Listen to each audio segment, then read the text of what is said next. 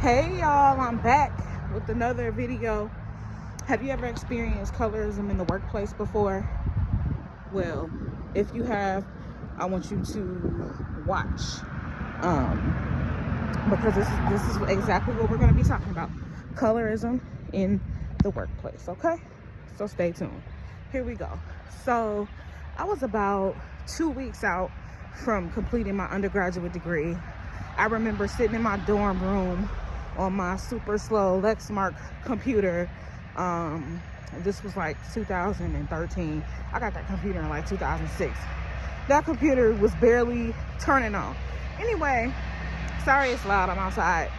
I saw that the library had posted a position for a library clerk, and I really, for whatever reason, I was getting a degree in music, just music, general music, and for some odd reason, I really wanted to work at the library. It just seemed like a great place to work. It seemed like a great environment. It seemed like a noble place, and so I printed out the application and I filled it out, crossed every T and dotted every I. I put it in a manila envelope and I put it in the mail and I sent it in. A couple weeks go by, I had graduated, and I said, well, let me call and check on this application. So I called to check on the application, and at that time I had a friend. At the time she was my friend, that she worked at the library, and she was in graduate school to get a master's in psychology. We'll talk about her another time. That's a whole nother story for another day. But anyway, i.e., don't use your psychology master's degree to play mind games with people, because it'll backfire. Anywho, so I called to check on the application. I called at like 10 o'clock in the morning. The phone rang.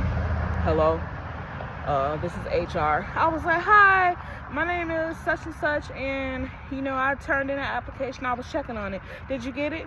Yeah, I got it. Okay, thank you. Needless to say, I didn't hear anything. So about a month goes by, and I see the job is posted again. So I apply again. And I just sit around and wait. In the meantime, I meet a lady who's friends with the assistant director of the library. The lady was just so happened to gonna have an event at the library, a free event. She told me to come down. The assistant director would be there, and so I came down. I volunteered to help her with the event. The assistant director was there. I met her, blah blah blah. We talked. Hey, I'm an applicant, such and such. Okay, great. And I waited and waited and waited, and about another month had passed, and I got a call to come in for an interview. Needless to say, I knocked my interview out of the park. Still didn't hear anything for a while. Got the call that I got hired. Okay? So, like, this whole time, meanwhile, at this time, I have a bachelor's degree. I've graduated college, and I'm finally now getting this part-time position at the library. Okay? So, not too long after I got hired, I see on Facebook that one of my high school classmates, she posted her status that she was at the library, and she said, I got the job. And I was like, dang. A little backstory on her. We graduated in the same class. I remember she's a tall, really thin, high yellow girl, good hair, the whole 9 yards. And we went to school together. Like I said, in school, I remember senior year, we didn't have like a 5th hour class, and we would all go to the library, and her and some other girls would talk about sex and talk about all the people they were screwing and this and that and this and that. She ended up having a baby right after high school, and she was a waitress, okay, at Ruby Tuesdays. So I see this status. She was like, I got the job. And I'm like, dang, how the hell did she get it? And it took me, I had to jump through hoops and talk to people and talk to this person and do this and call here and do all this stuff to even, be considered to get this job. And finally I got it, and it seemed like she just got it just like that. She didn't have a college degree or anything like that. She was just, out here raising her son, being a single mom as a waitress. Okay, so she finally starts work, and I remember at the time, The powers that be were very hard on me. Very hard on me. And when she came and started, everybody was like super nice to her. The boss was nice to her. Everybody just worshiped the ground this girl walked on. And so, and like just treated her like with the utmost respect. Meanwhile, I'm over here like, hey, what I do? What am I getting? Okay, but anyway, let's move on. My boss ends up retiring, and we get another boss who just so happens to be a light-skinned lady. The other boss was dark-skinned. So the light-skinned lady comes. She's our new boss, and I remember I ended up getting a teaching job, and I remember I had really had to fight to get my schedule changed to accommodate my teaching position. Anytime I had to be at the library at 4 o'clock, and I couldn't leave my teaching job till 4 o'clock, and I had to fight to get my hours to change from 2 o'clock to 4 to 8. Okay, the school was about 5 minutes away, but still I couldn't leave the school till 4.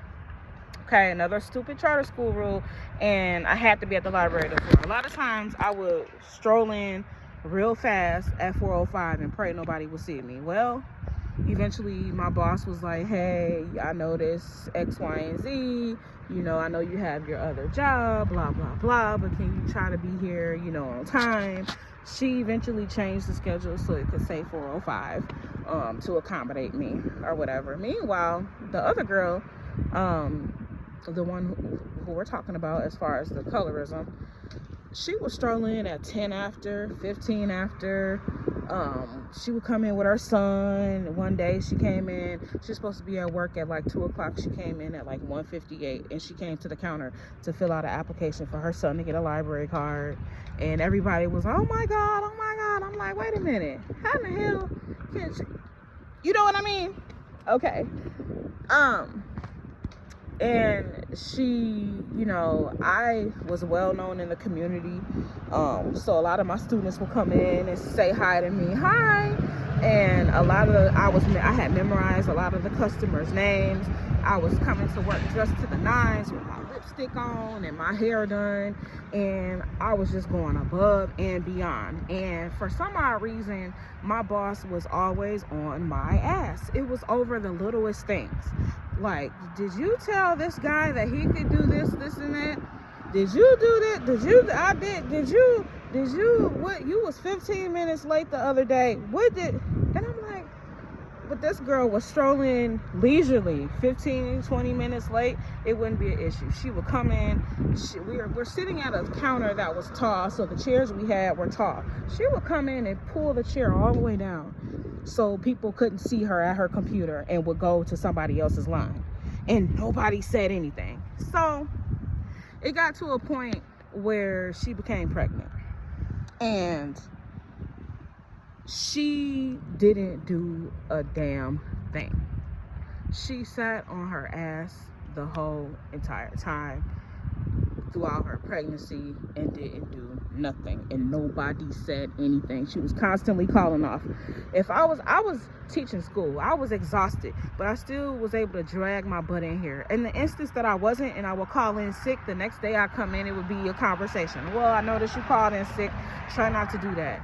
Wait a minute, we're in a union. You're not supposed to tell me not to call in sick, first of all. That time I knew that, but you know. So she would always, you know, calling sick. And then one day I overheard the boss actually talking to her saying, you're almost out of sick time, just to let you know, for your maternity leave you'll have to save up some more.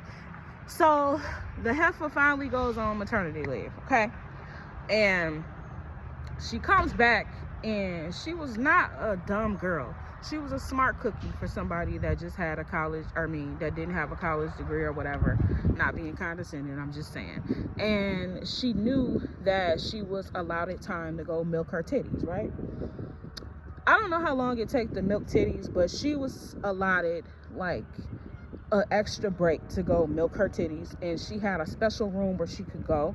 She would leave the counter at like 3 o'clock to go milk her titties, and we wouldn't see her again until 4:30, and it was okay. Ladies that have to milk their titties or pump their breasts, how long does it take? Do it take an hour and a half, or was she milking it? Meanwhile, I'm over here running around the library like a chicken with my head cut off, trying to help this person go above and beyond, go do this, go do that. And she would literally just sit there and do nothing. And one day, there was a man that came in, and he didn't have his ID, he didn't have shit. He came to me first, and he said, can I check out books X, Y, and Z? I was like, well, you can't because so-and-so and so-and-so. So he says, okay. Then he goes around to the other counter where she just so happens to be sitting, and he asks her the same question, but he formats it in a different way. He says something along the lines of, she said I can't check out because of this, but he didn't tell her the same information that he told me. So she told him something different. That prompted him to get upset at her, or get upset and complain about me. And then she went and told our boss, and then here our boss come talking to me. I'm like, what exactly have I done wrong here? Aside from showing up to work dark skin. And that was it. It was just like, she got special treatment. She could walk around and do whatever she wanted to do. She was mediocre at her job, and I was the one who would go above and beyond, and it would go unnoticed. And I very much feel like it was because of her skin color. And it was very upsetting. So at some point, she decides she's gonna move out of state. She's gonna pack up her shit and move to Arizona. But let's back up. She asked me for a ride home one day, and I had to go to band practice, so I had to stop by my house. At the time, I was living with my mom and dad. So I brought her so I can get my instrument. She comes in my parents' house, and she looks around. At that time, they had a really big, beautiful home, just immaculate. And from that point on, it was like war. She saw where I came from and how well off I still am, okay, don't get it twisted. And something clicked in her, and it was like a competition from here on out. So every time she would see me talking to the boss, having a conversation, she would interrupt or interject, like just doing all this little petty stuff. And it was out of jealousy, because I felt like at the time she was jealous of my freedom, the money I made, the fact that I lived at home and my parents were supporting me, and I still had a career and worked at the library. One day she even made a comment. She was like, I wish I was a teacher so I can go to work just like you and be all snazzy all the time. And I was like, oh, thanks. And I thought to myself, I wish I could be your skin color so I could sit around and do nothing and live a life of leisure and not have to do shit because of how I look. But I digress. So every time somebody leaves the library, our department, the clerks, would have a potluck. Tell me why, when it came time for her potluck, the only thing that was potted and looked was a bag of chips and a motherfucking can of salsa. Nobody brought anything for this so-called potluck. Sorry for spitting. Sorry about that. Nobody brought anything for this so-called potluck, and the boss called in that day. Colorism in the workplace. Have y'all ever experienced before? If so, comment below. I want negative, positive, whatever you gotta say, comment, share the video, and I'll talk to y'all in the next video. Bye.